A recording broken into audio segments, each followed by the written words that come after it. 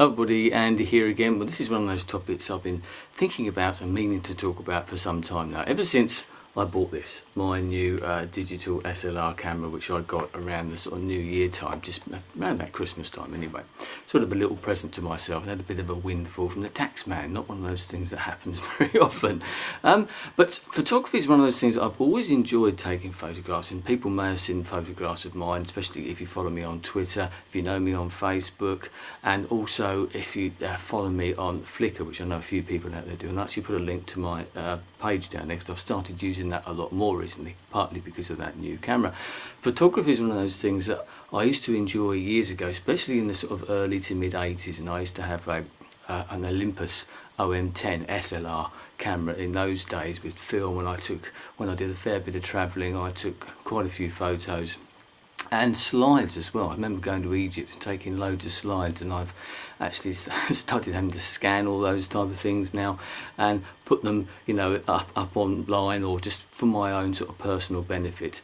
But I'm getting back into it again. One of those things I've wanted to do for a long time. I couldn't justify the expense. I did have an ordinary digital camera, if you want to call it that, and a pretty good one, which did take some good photos, but I always felt a little bit held back a bit. You go out, and certainly in certain circumstances, and you think, if I had a digital camera like that with the lenses, the ability to zoom, etc., and change the settings, I know that I could take better photographs. I know, as I've said before, that it doesn't matter how good the equipment is. If the photographer's no good and hasn't got the right eye or whatever, it doesn't matter. And we've all seen that, and you can see that with a video camera as well, for that matter.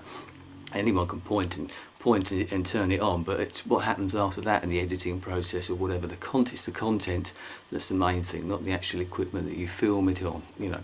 But one aspect of this, which is, and it's the digital side of it, yes, years ago people used to have dark rooms, and they used to process the film and develop the film, and there was a certain way you could alter what actually ended up on the paper, shall we say.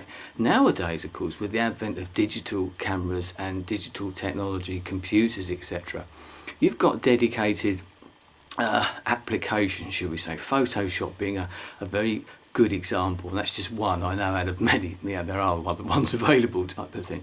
But so much is now altered, and that brings me to the point that I like to take photographs, and I don't like to play with them too much. I like them to be what you see through the viewfinder, what you actually take that picture of. Surely that's what you want to then put up online, or put onto paper, or to show other people, or whatever it is, for your own benefit, or if you want to sell it, or whatever it might be, if you're bothered about that type of thing. But so much now, having bought a couple of magazines and sort of books about digital photography, getting into it, because obviously there's more to it now than what there used to be. Yes, a lot of the basics are all the same, and it comes back to you very quickly, but a lot has changed because of the technology, and that's good, you know. But talking to my brother-in-law and looking at some of the magazines, and all they seem to concentrate, there's so much emphasis on Photoshop, the processing after you've taken the photograph, what you're going to do with it. And to me, that sort of goes against the grain, really. I saw there's a couple of great examples in one of the magazines I bought. The front cover of the magazine had a really nice picture of a flower. I think it's like a crocus or something like that.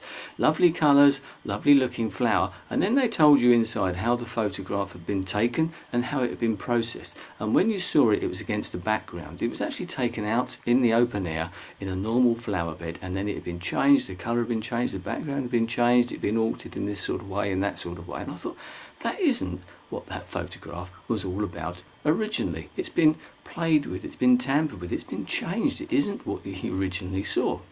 Another great example in there, talking about specifically about sort of photoshopping, and that's sort of become a verb now, that's it, that there was a picture of a door, I think it was like on a beach hut or something, a weathered door, a blue door or something. And what they'd actually done at the end, they showed you the process that the photographer had taken. The original photograph didn't look anything like the end product. The actual colour of the door was different. It wasn't just like sharpening up the colours and just accentuating the colours a little bit to make it a different shade of blue. This was a completely different colour. Now, to me, that's wrong. Yes, there's nothing wrong, as I do, I think, you know, you crop your photo a little bit because you can then alter it a little bit. You might sharpen it up a bit, you might even add a bit of colour, and maybe just a bit more light or a little less light because you didn't quite expose it correctly. I don't see anything wrong with that, and I know people use filters and that, but at least you're using those at source, if you see what I mean, rather than then changing it all once you get into basically the computer laboratory.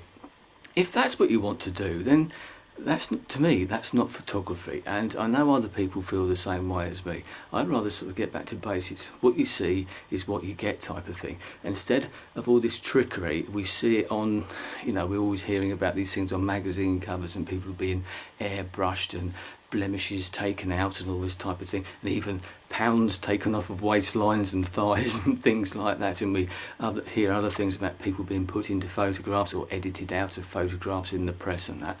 To me, that's all wrong, but that is still slightly different to somebody, me or you, taking a photograph and then changing it completely. It just goes against the grain for me. Maybe I'm sort of old school, maybe I look at things in a different way, but I prefer to, as I said, what you see is what you get. Maybe that's the way I make my videos, and I know other people with their personas and things. There's a little analogy there, I suppose. But I love to know what other people think, because to me, if you go out there, take a photo and take it home and then completely alter it so it's something different, why did you bother taking it in the first place? It doesn't seem right to me. But there you go, that's just my opinion. I'd love to know yours if you're a photographer, or even if you're just a viewer. What would you rather? Have the photograph which is pretty much exactly as the photographer took it, or one that you think, well, you know, because there's that element of suspicion then, isn't there? You think, well, actually, what did that person do? And that taints everybody. Everybody is tarred with the same brush. People might see one of my photographs and think, yeah, looks, that's a good photograph, but what did he do to it? Did he do this? Did he do that? Well, I can guarantee that if you see one of mine, yes, there's little things that have been done to it, but I haven't changed colours or anything like that type of thing.